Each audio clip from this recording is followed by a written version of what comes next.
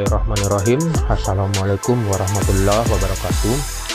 Nah, baiklah Ananda sekalian, sekarang kita akan lanjutkan kembali topik pembahasan untuk matematika peminatan untuk bab 2 kelas 12, yaitu mengenai limit di ketahinggaan fungsi trigonometri atau limit tahingga daripada fungsi trigonometri.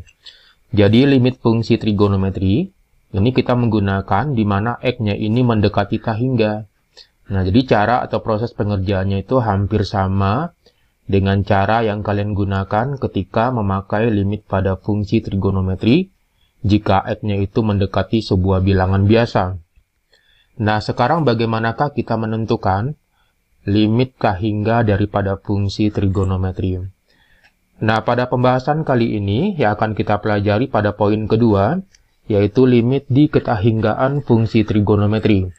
Nah, untuk poin yang pertama sudah pernah kalian pelajari pada materi matematika wajib ya, tentang limit tahingga fungsi aljabar.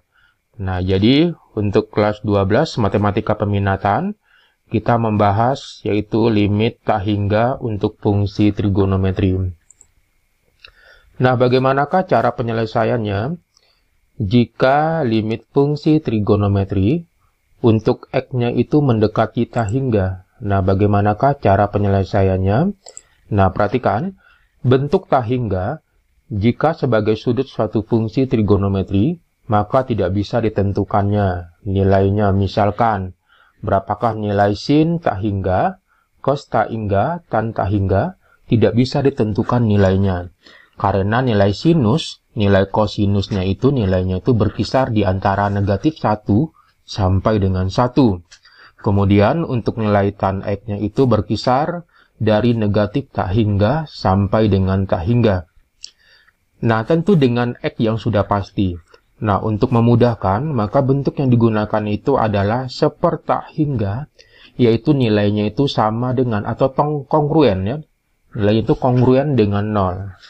Sehingga nilai fungsi trigonometrinya bisa kita hitung, yaitu sin sepertahingga sama dengan 0, cos tahingga sama dengan 1, tan tahingga sama dengan 0. Nah, dan bentuk ini cocok dengan nilai limit fungsi trigonometri yang akan kita bahas pada kegiatan belajar kali ini. Nah, kemudian pada limit tahingga fungsi trigonometri masih kita pakai kembali rumus dasar yang pernah kita pelajari pada pertemuan bab 1 tentang limit fungsi trigonometri. Nah, rumus dasarnya ini kembali kita pakai.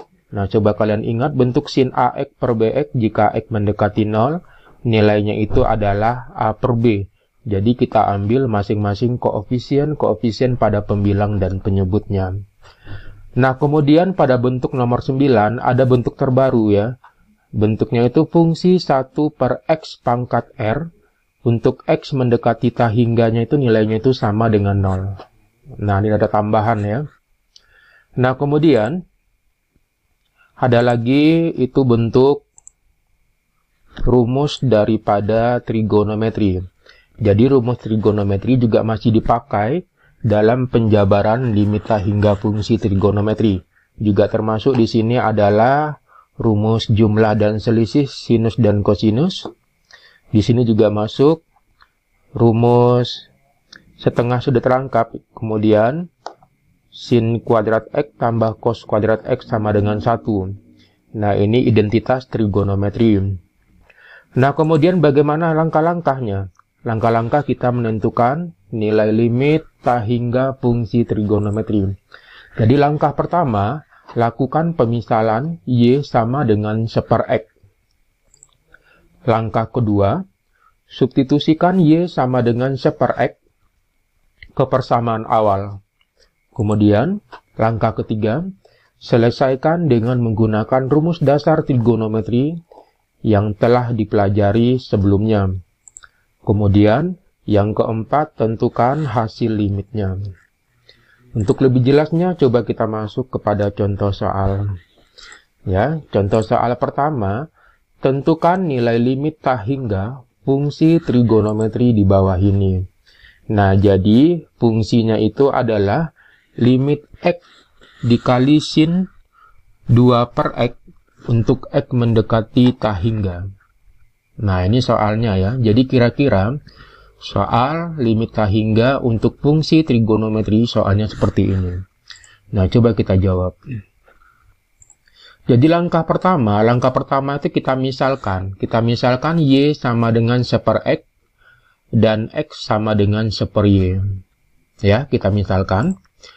Yang kedua, ketika X mendekati tak hingga, maka 1 per X juga mendekati tak hingga, atau Y mendekati tak hingga.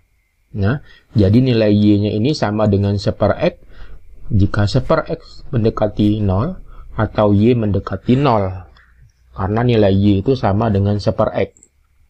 Kemudian kita pindahkan limit daripada fungsi X sin 2 per X untuk X mendekati tak hingga. Nah, di mana limit daripada fungsinya tersebut sama dengan 1 per X mendekati 0 ya. 1 per X mendekati 0 sama dengan, nah nilai X-nya berapa? Nilai X-nya ini sama dengan 1 per Y. Ya, nilai X-nya ini sama dengan 1 per Y. Nilai X sama dengan 1 per Y, maka kita substitusikan nilainya 1 per Y. Sama dengan sin 2 per X. Nah, selanjutnya, karena 1 per X ini sama dengan Y, maka limitnya itu Y mendekati 0. Kemudian 1 per Y dikali sin 2 kali 1 per X. Jadi 2 per X itu artinya sama dengan 2 kali 1 per X. Selanjutnya, limit nilai Y-nya itu mendekati 0. 1 per Y dikali sin 2Y. Karena 1 per X itu nilainya adalah Y. Ini dia ya. Nah, 1 per X itu adalah nilai Y. Nilainya adalah Y. Maka 1 per X itu kita substitusikan sehingga menghasilkan Y. Nah, kemudian kita sederhanakan.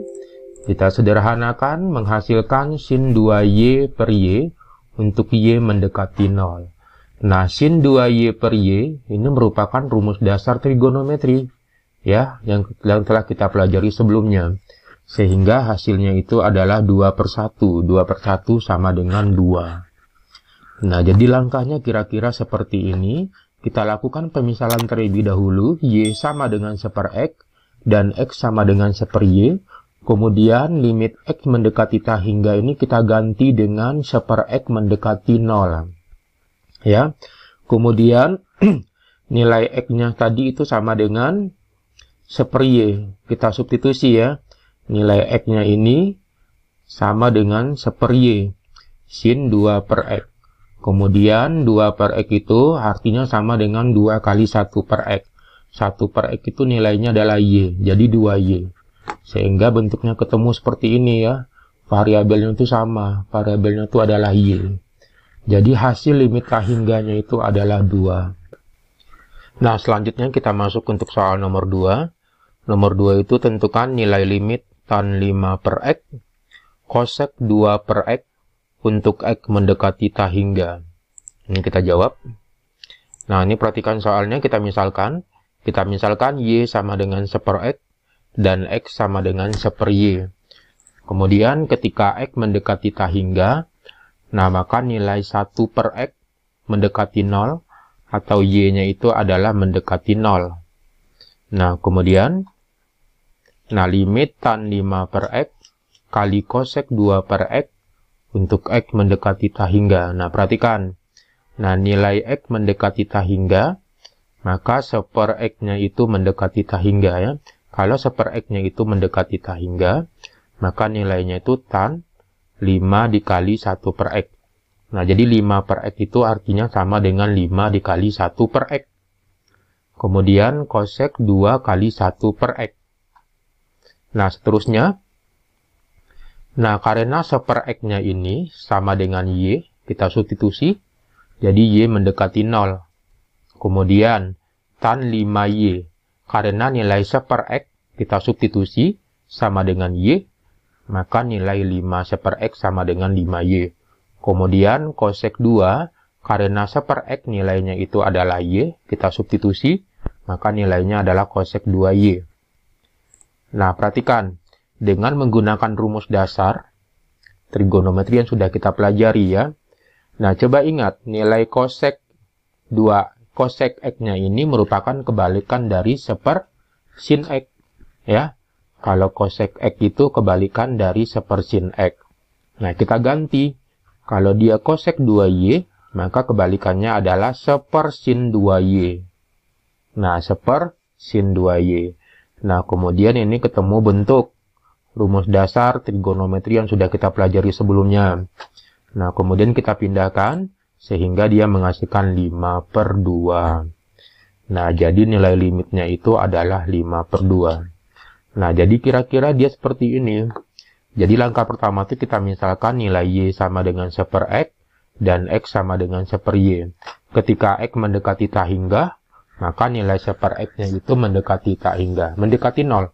Atau Y-nya itu mendekati 0. Jadi 1/X-nya ini kita ganti dengan Y mendekati 0. Ya. Nah, jadi kira-kira seperti ini.